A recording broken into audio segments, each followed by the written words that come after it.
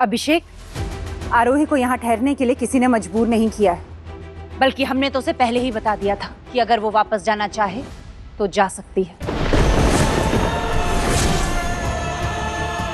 तो आपका कहने का मतलब ये है कि अगर मेरे बेटे के साथ रहना है तो बेसिक सहना सीखो, क्योंकि हमारे खुद के तो कोई संस्कार ही नहीं है। ये कहना चाहते हो आप? वाह मॉम, आप तो दीवान खानदान के आदमियों की तरह बात करने लग गए हो। नहीं अभिषेक, जो रीत है मैं वो निभाऊंगी। आई बाबा बसा। मेरे आई बाबा अमीर नहीं है, पर जो तोहफे उन्होंने आज लाए हैं उनके पीछे बहुत प्यार और सम्मान है।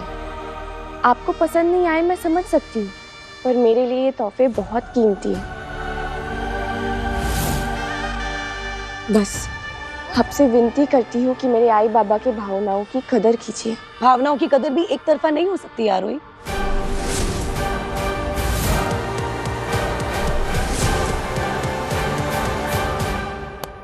चाचा जी, अब ये खुद देखिए, ये असली लग रहा है आपको? देखिए आपका नाम भी लिखा है इसके ऊपर।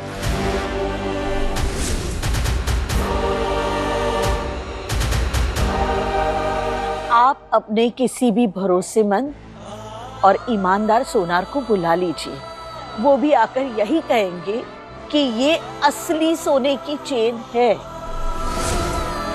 आज तक मुझे ऐसे लगता था कि इस घर के मर्द बहुत असभ्य है और यहाँ की औरतें लाचार, लेकिन अनुराधा जी, आज तो आपने अपना अलग ही रूप दिखा दिया था, जो मुझे बिल्कुल अच्छा नहीं लगा। माफ कीजिए शारदा जी, पर कई बार बच्चों की खुशी के लिए माँ को थोड़ा कड़क होना पड़ता है। जिस तरह आप लोग अपनी बेटी का सोच रहे हैं, हम हमारे बेटे का सोच रहे हैं। अभी कुछ देर पहले आपको भी अभिषेक की चिंता हुई थी ना, कि कहीं उसकी कमर में चोट ना आ जाए। पर इस समस्या का इलाज तो बहुत आसान था, आपको कैसे नहीं सूझा? इन दोनों के लिए यहाँ नीचे कोई भी एक कमरा दे सकते थे आप। लेकिन कई बार ऐसे होता है कि नियम के बहाने लोग अपनी मनमानी करते हैं, सामने वाले को सजा देते हैं। हर घर के नियमों की अपनी मान्यता होती है। आप भूल गई? कुछ दिन पहले आप हमारे पति से बहुत नाराज हो गई थी, क्योंकि आप अपने नियमों के हिसाब से अपनी बेटी की 3 दिन की मराठी शादी करना चाहती थी। क्या हुआ? अब कुछ नहीं कहेंगी आप? ये नहीं कहेंगी कि अपनी बेटी को लेकर वापस चली जाऊंगी मैं? आई माँ, आप दोनों से मेरी विनती है, अब ये मेरा भी घर है और ये मेरा अपना परिवार है, इसलिए अब मैं यहीं रहूंगी। पहली मुसीबत आती मैं वापस लौट जाऊं, ये कायरता है। और मैं आज की लड़की हूँ, मैं मुसीबतों से डरती नहीं, उनसे लड़ती हूँ। मैं समझती हूँ कि इस परिवार का एक हिस्सा बनने के लिए, अपनी एक जगह बनाने के लिए थोड़ा समय लगता है, पर 4 लोगों को साथ लेकर चलने में कभी हम झुकते हैं, कभी सामने वाले। आरू, आज तेरा जिस तरह से अपमान हुआ है ना, वो हमेशा होता रहेगा। कब तक सहेगी तू? देखा नहीं तुमने, तुम्हारे मायके से जो चीजें आई है उसकी कीमत लगा रहे हैं ये लोग, उसके पीछे की भावनाएं नहीं देख रहे हैं। आई, जब आपको अपने दिए पर अभिमान है, जब मुझे मेरे आई बाबा के तोहफे पर गर्व है, और सबसे जरूरी बात, जब मेरे पति को ससुराल से आई हुई चीजों की इज्जत है, तो आप क्यों इन सब चीजों के बारे में बार बार सोचे जा रहे हो? आरू, तू हमारा अभिमान है, और ऐसा कभी मत समझना कि तू अकेली है। हम हमेशा तुम्हारे साथ हैं। चलते हैं।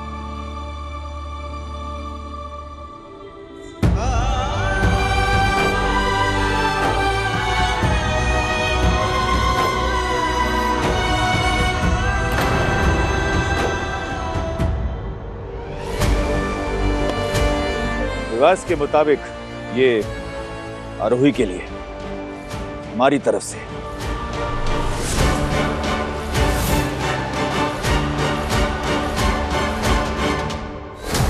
ये तोहफा इतने प्यार से आई बाबा आपके लिए लाए थे पापा, और अगर उस प्यार की आप इज्जत नहीं कर सकते तो आरोही भी मुंह दिखाई में कुछ नहीं लेगी। चलो आरोही। नहीं अभिषेक, मैं पापा का अपमान होते नहीं देख सकती।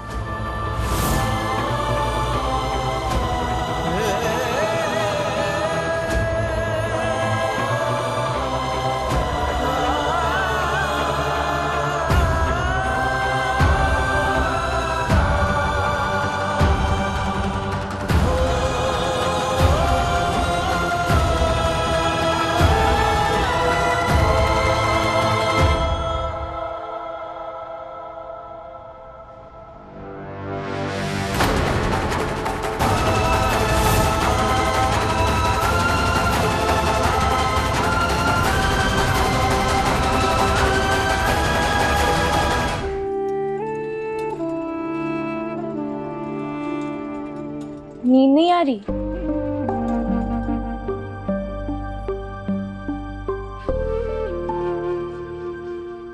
नाराज हो मुझसे? नहीं, मैं नाराज क्यों होऊंगा? तुम्हारे लिए तो ससुर जी का आशीर्वाद देना सबसे ज्यादा जरूरी है ना।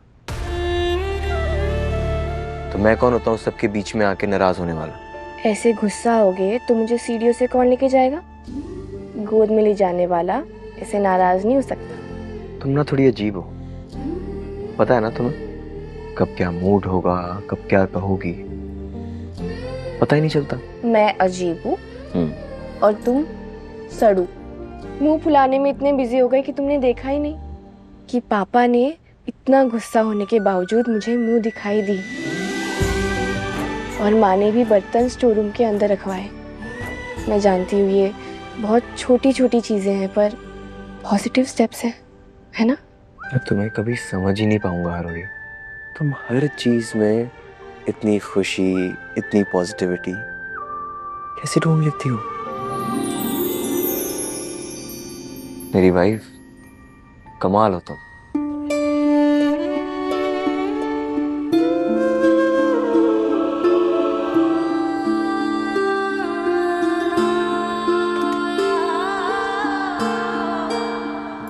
विठला, आपकी कृपा से जवाई तो बहुत ही अच्छा मिला है हमें, लेकिन मेरी आरोही जिस घर में है वो घर, वहाँ के लोग उसे अपना नहीं पाए अब तक। उस घर में मेरे आरोही की जिंदगी इतनी आसान नहीं होगी। उसकी मदद के लिए कोई फरिश्ता भेज दो।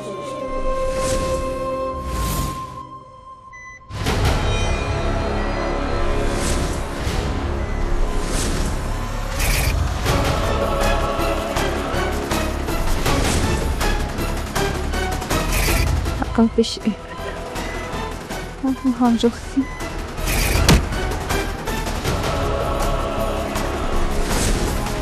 Cici. Sakın.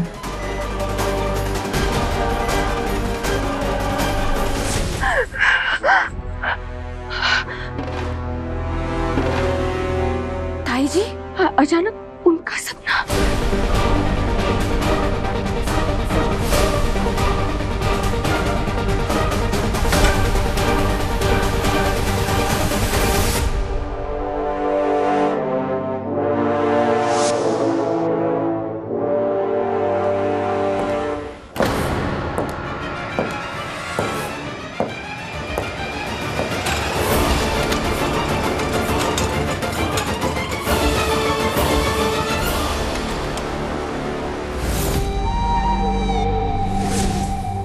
तुम्हें पक्का पता है देविका को होश आ गया? जी।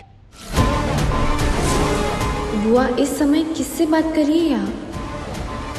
देविका अगर लौट कर आ गई तो सबसे पहले मुंह खोलेगी और सबको आरोही को गोली लगने का राज पता लग जाएगा।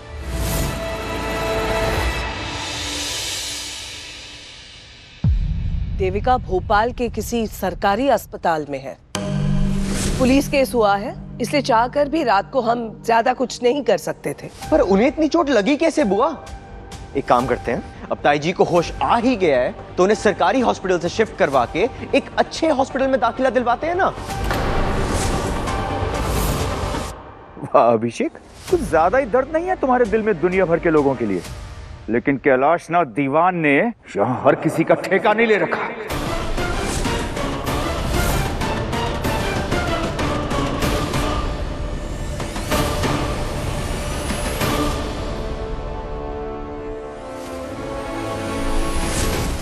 इस परिवार के किसी भी सदस्य का देविका से कोई गहरा रिश्ता नहीं है, हम जानते हैं, लेकिन आज भी है तो वो इस घर की बड़ी बहू। इसलिए दीवान परिवार की इज्जत के लिए हमें लगता है कि कुछ दिनों के लिए उसे इस घर में शिफ्ट कर देना चाहिए।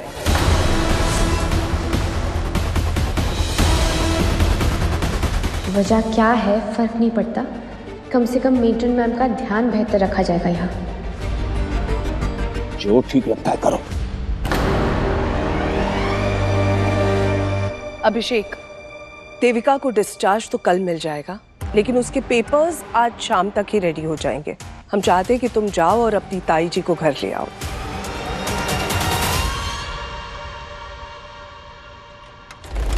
क्या ताई जी पे भी हमला सागर ने किया है? हमले का टारगेट अभिषेक है, ये सिर्फ बात मुझे और ताई जी को पता थी। कहीं दोनों बातें जुड़ी हुई तो नहीं है? आरोही, तुम खुद पूरी तरह ठीक नहीं हुई हो, ऐसे में तुम्हें अकेला छोड़ के कैसे चला जाऊं मैं? अभिषेक, जब तुम पास नहीं भी होते तब भी हमेशा मेरे साथ होते हो, और मेरी वजह से तुम घर वालों की दी हुई जिम्मेदारियों में चूको, ये बात मुझे बिल्कुल अच्छी नहीं लगेगी। देविका को लाने तो जाना ही पड़ेगा कैलाशनाथ। अपने दोस्त को पास रखो, दुश्मन को और भी करीब। देविका को खुला छोड़ दिया तो हम उस पर काबू नहीं रख पाएंगे। जी हम तो बस क्या कैलाशनाथ, देविका ने अगर ये राज खोल दिया कि अभिषेक की शादी में हमला दीवान परिवार ने करवाया था, तो हम सब कितनी मुश्किल में पड़ जाएंगे, ये समझ रहे हो ना तुम? हमेशा आप सही सलाह देती हैं जीजी, सब आपके आदेश से ही होगा।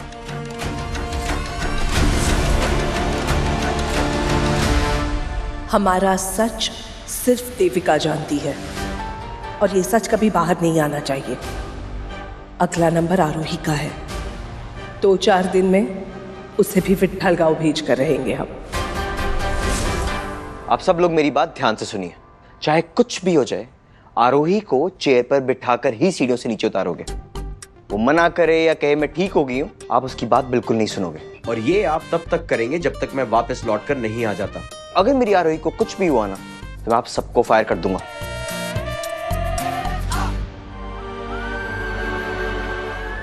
मैं जल्दी जाऊंगा और जल्दी वापस आऊंगा तुम्हारे पास। तुम बस प्लीज अपना ख्याल रखना। स्माइल करो, तुम स्माइल करती अच्छी लगती हो।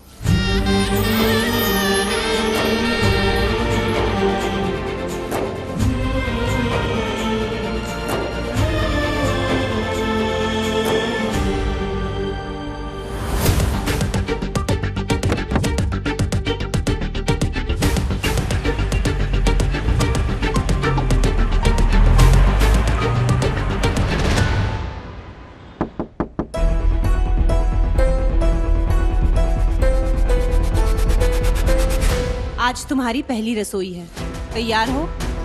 जी। ये तुम्हारे घर से आई मान पान की लिस्ट है, मैंने खुद चेक कर कर अपने हाथों से बनाई है।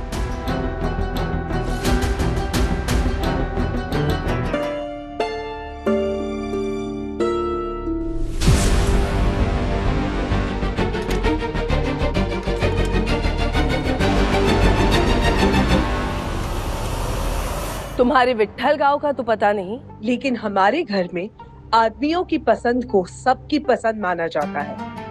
कैलाशनाथ को पसंद है कि हर चीज में नियमों का पालन हो। हमारे घर में पहली रसोई में बहू को मीठे में 1 नहीं 2 डिशेस बनानी पड़ती है। एक अपने ससुर के पसंद की और दूसरी अपने पिता के पसंद की। अगर सुगड़ हो तो तुम्हें तो कोई मुश्किल नहीं आनी चाहिए। पिता तो दोनों ही है, बस फर्क इतना है कि एक की पसंद मुझे पता है और दूसरे की पसंद जानने के लिए मुझे थोड़ा वक्त लगेगा। मेरे बाबा को मीठे में वही पसंद है जो आई को पसंद है, तो मुझे दिक्कत तो नहीं हो। कहानियां सुनने का वक्त नहीं है यहाँ किसी के पास। 8 बज चुके हैं और 10 बजे तुम्हारे ससुर जी को दफ्तर जाना है। तुम्हारे ससुर को क्या पसंद है ये तुम्हें खुद पता करना होगा, कोई बताएगा नहीं। और अगर तुमने पता करके बना लिया और उन्हें पसंद भी आया तो अच्छा नेक मिलेगा। जी। पहली रसोई में बहू को सब कुछ खुद करना होता है, कोई मदद नहीं करेगा। लेकिन हम इतने पत्थर दिल नहीं है। ये जो हालत है तुम्हारी, नौकर तो नहीं, कनिका तुम्हारी मदद करेगी। कनिका, नई बहू की मदद के लिए जाओ।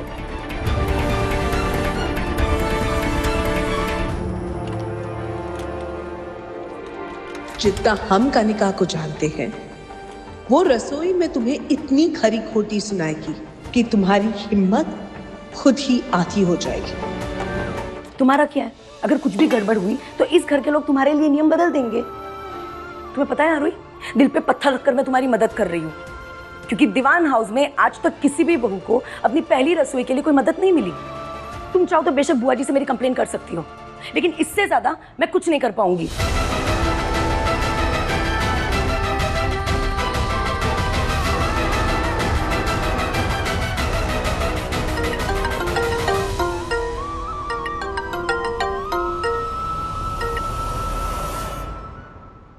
हेलो, हाँ अभिषेक।